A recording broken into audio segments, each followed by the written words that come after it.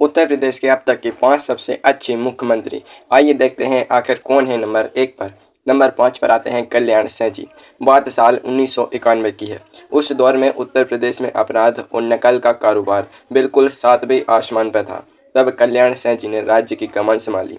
उन्होंने आते ही सबसे पहले यूपी के संगठित अपराधियों और नकल माफियाओं के खिलाफ मोर्चा खोल दिया। उस जमाने में यूपी के स्कूलों में परीक्षा नहीं होती थी, बल्कि सामूहिक उत्सव होता था, जहां पूरी गाइड और किताबें टेबल पर खुली रहती थी। कल्याण सिंह जी ने एक ऐसा फैसला लिया जिसने पूरे राज्य में हड़कंप मचा दिया। वह था एंटी नो कॉपीइंग एक्ट, यानी भ्रष्टाचार विरोधी सख्त कानून। इस कानून के आते ही परीक्षा केंद्रों पर सन्नाटा पसर गया। नकल करने वालों को सीधे जेल की हवा खानी पड़ी। पढ़ाई न करने वाले छात्रों के तो जैसे तोते उड़ गए थे। उनके इस कड़े फैसले से रातों रात यूपी के शिक्षा तंत्र का पूरा कायाकल्प हो गया। अपराधियों के खिलाफ भी उनका रवैया ऐसा था कि पुलिस को पूरी छूट मिल गई थी। अपराधी कोर्ट में सरेंडर करने के लिए लाइन लगाकर खड़े होने लगे थे। उन्होंने बिजली उत्पादन बढ़ाने और सड़कों की हालत सुधारने के लिए जमीनी काम किए। हालांकि राजनीति के उतार चढ़ाव में उनकी सरकार ज़्यादा लंबी नहीं चली, लेकिन कानून व्यवस्था को लेकर जो कड़क मिजाज उन्होंने दिखाया, उसने आने वाले मुख्यमंत्रियों के लिए एक बहुत बड़ा बेंचमार्क सेट कर दिया था। कल्याण सिंह जी का वह दौर आज भी यूपी की राजनीति में अनुशासन का एक बड़ा उदाहरण माना जाता है। अब जरा सोचिए, जब एक तरफ अपराधियों को ठीक किया जा रहा था, तो दूसरी तरफ कोई ऐसा भी था जो चुपचाप यूपी को एक आधुनिक इंडस्ट्रियल हब बनाने का सपना देख रहा था। एक ऐसा नेता जिसने दिल्ली से सटे एक बंजर इलाके को अरबों डॉलर की इंडस्ट्री में बदल दिया। कौन था वह विकास पुरुष? नंबर 4 पर नाम आता है नारायण दत्त तिवारी जी का। इन्हें यूपी की राजनीति का सबसे असली विकास पुरुष कहा जाए तो बिल्कुल गलत नहीं होगा। आज आप जो चमचमाता हुआ नोएडा देख रहे हैं, जहां देश विदेश की बड़ी बड़ी कंपनियां मौजूद हैं, उसकी पूरी नींव नारायण दत्त तिवारी जी ने ही साल 1976 में रखी थी। New Okhla industrial development authority, यानी नोएडा को बसाना कोई मामूली खेल नहीं था। उस जमाने में यूपी को लोग सिर्फ खेती किसानी और पिछड़ेपन के लिए जानते थे। तिवारी जी ने इस ढर्रे को पूरी तरह बदल दिया। उन्होंने गागर में सागर बहते हुए राज्य में भारी उद्योगों और फैक्ट्रियों का एक बड़ा नेटवर्क तैयार किया। इलेक्ट्रॉनिक सिटी और कई बड़े इंडस्ट्रियल एरिया उनके ही विजन का नतीजा थे। उनके काम करने का तरीका एकदम कॉरपोरेट स्टाइल का था। वह अफसरों की क्लास लेने में माहिर थे और फाइलें उनकी टेबल पर कभी धूल नहीं फांकती थी। कानून व्यवस्था के मामले में भी उनका फंडा बिल्कुल साफ था कि अगर राज्य में शांति नहीं होगी तो कोई भी बिजनेसमैन अपनी तिजोरी लेकर यूपी नहीं आएगा। इसलिए उन्होंने औद्योगिक क्षेत्रों में सुरक्षा व्यवस्था को बेहद मजबूत किया। नारायण दत्त तिवारी जी के समय में यूपी ने आर्थिक तरक्की की एक नई रफ्तार पकड़ी थी, जिसका फायदा राज्य को आज साल 2026 में भी मिल रहा है। लेकिन ठहरिए, इंडस्ट्री और फैक्ट्रियां तो आ गईं, पर यूपी को रफ्तार की असली जरूरत थी, एक ऐसी रफ्तार जो सीधे हवा से बातें करे। तो फिर एंट्री होती है यूपी के सबसे युवा मुख्यमंत्री की, जिसने विकास की परिभाषा को ही बिल्कुल हाईटेक कर दिया। नंबर 3 पर जगह बनाई है अखिलेश यादव जी ने। साल 2012 में जब इन्होंने यूपी की सत्ता संभाली तो इनके पास युवाओं का एक बहुत बड़ा भरोसा था। अखिलेश यादव जी ने आते ही इंफ्रास्ट्रक्चर के मामले में दिन दूनी रात चौगनी रफ्तार से काम करना शुरू किया। उनका सबसे बड़ा और ऐतिहासिक काम था 302 किलोमीटर लंबा लखनऊ आगरा एक्सप्रेसवे। इस एक्सप्रेसवे को रिकॉर्ड समय में बनाकर उन्होंने सबको दांतों तले उंगली दबाने पर मजबूर कर दिया।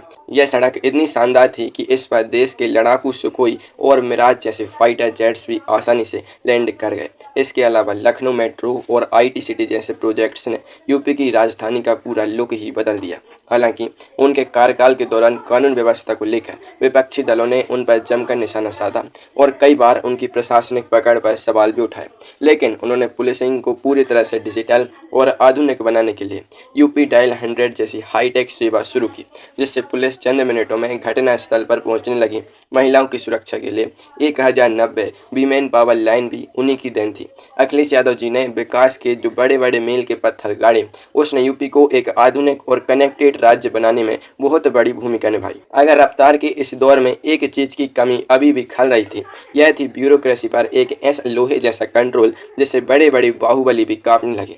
अब वक्त आ गया था एक ऐसी महिला का जिसकी एक दहाड़ से पूरे राज्य के अफसर सीधे खड़े हो जाते थे। नंबर 2 पर आती हैं मायावती जी। यूपी की राजनीति में जब भी सख्त कानून व्यवस्था की बात होगी, मायावती जी का नाम सबसे ऊपर लिया जाएगा। साल 2007 से 2012 के बीच जब उनकी पूर्ण बहुमत की सरकार थी, तब यूपी के अपराधियों और बाहुबलियों की सामत आ गई थी।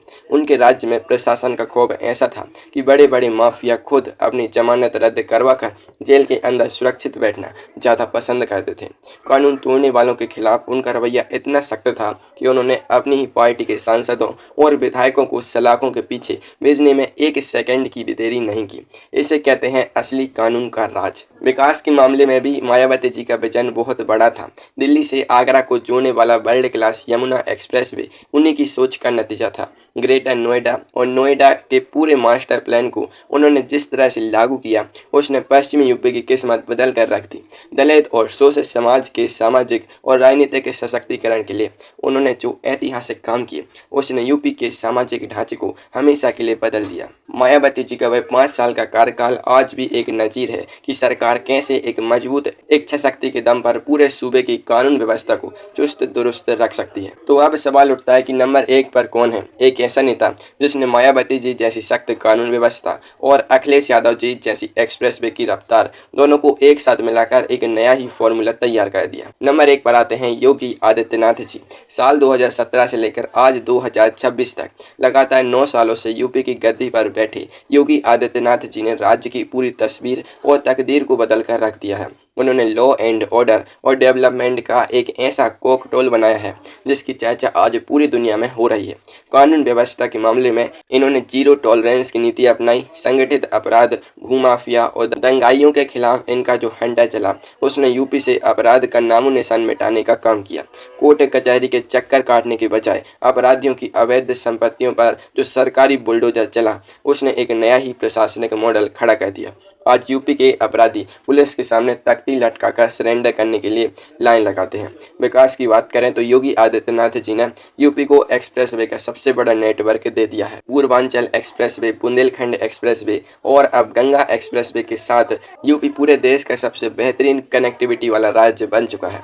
जेवर में बन रहा इंटरनेशनल एयरपोर्ट और डिफेंस कॉरिडोर जैसे मेगा प्रोजेक्ट्स ने यूपी को ग्लोबल इन्वेस्टमेंट का सबसे पसंदीदा डेस्टिनेशन बना दिया है।